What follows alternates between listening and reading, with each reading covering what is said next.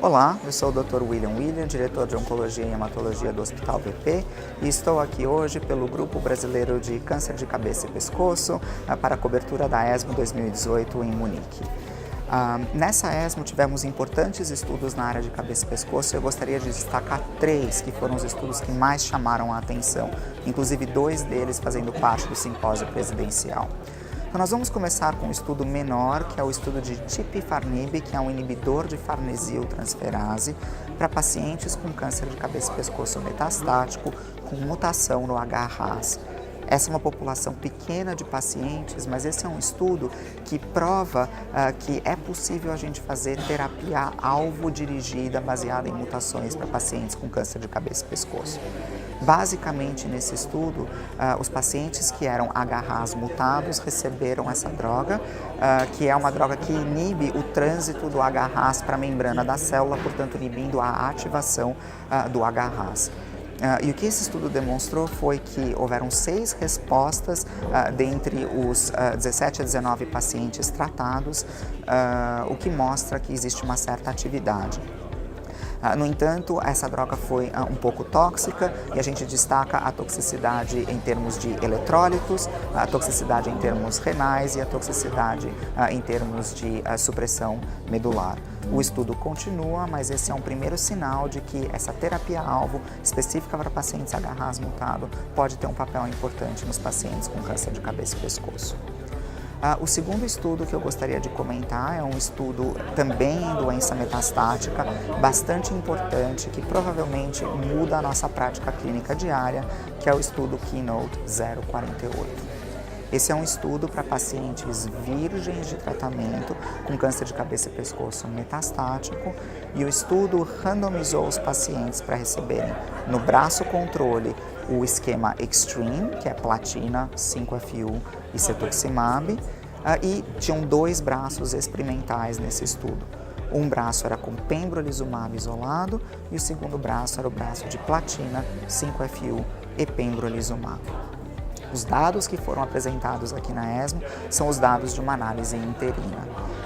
Esse estudo é um estudo bastante complexo porque existiam vários endpoints primários e existia o que a gente chamava de teste estatístico hierárquico, onde você precisava ter o primeiro endpoint positivo para fazer a análise dos outros endpoints subsequentes.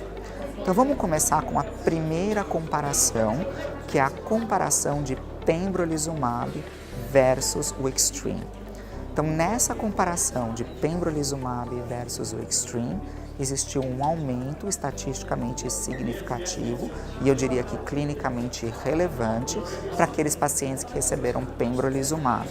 Só que isso foi positivo naqueles pacientes selecionados para PDL1, ou seja, o paciente devia ter um CPS maior ou igual a 20. O CPS é o score de PDL1 que leva em conta a expressão de PDL1 tanto em células tumorais quanto em células inflamatórias.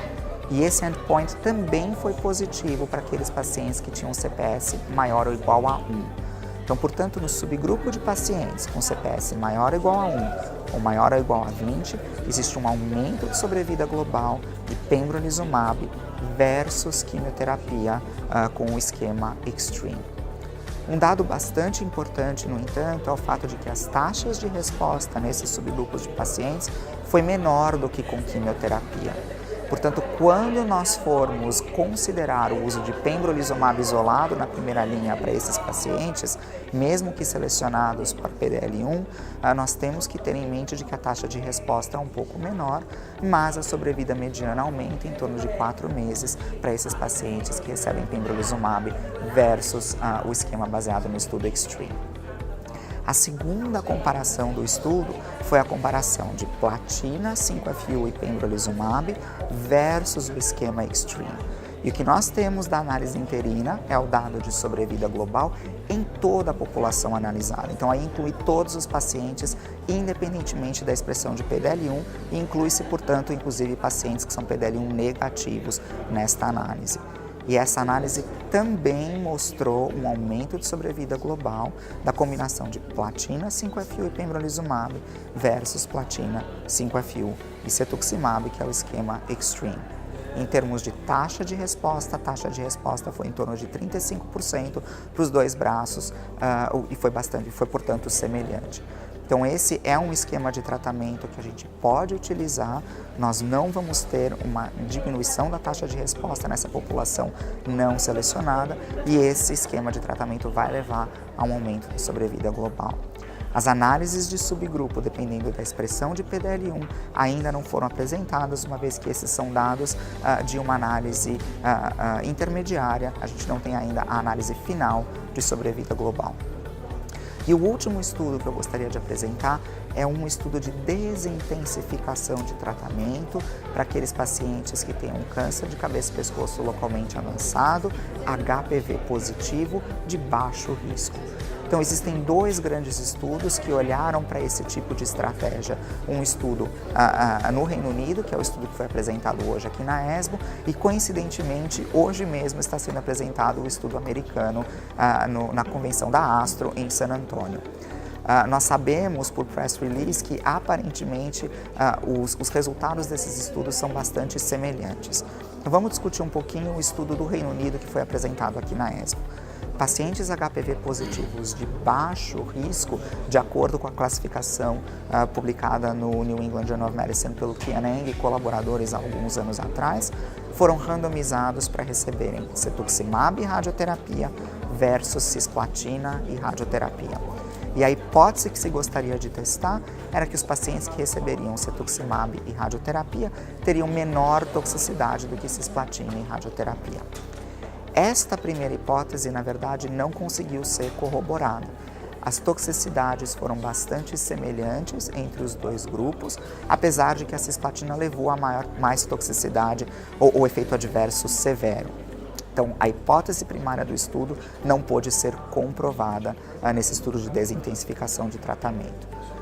Como endpoint secundário, foi feita a análise de sobrevida global. E é essa análise que preocupa a gente, porque aqueles pacientes que receberam cetuximab e radioterapia tiveram uma menor sobrevida em 2 anos do que aqueles pacientes que receberam cisplatina e radioterapia. E isso foi verdade tanto para essa população de baixo risco como um todo, quanto para essa população diminuída ou excluindo os pacientes que têm doença T4 ou doença M3, que a gente sabe que é um fator de mau prognóstico para os pacientes que são HPV positivos. Então, mesmo você tirando esses pacientes de pior prognóstico e só olhando para o tumor HPV positivo de baixo risco, não T4 e não N3, e isso a gente está falando do antigo N3, 7ª classificação do AJCC, mesmo assim, esses pacientes têm uma sobrevida inferior quando eles são tratados com cetuximab e rádio versus cisplatina e rádio.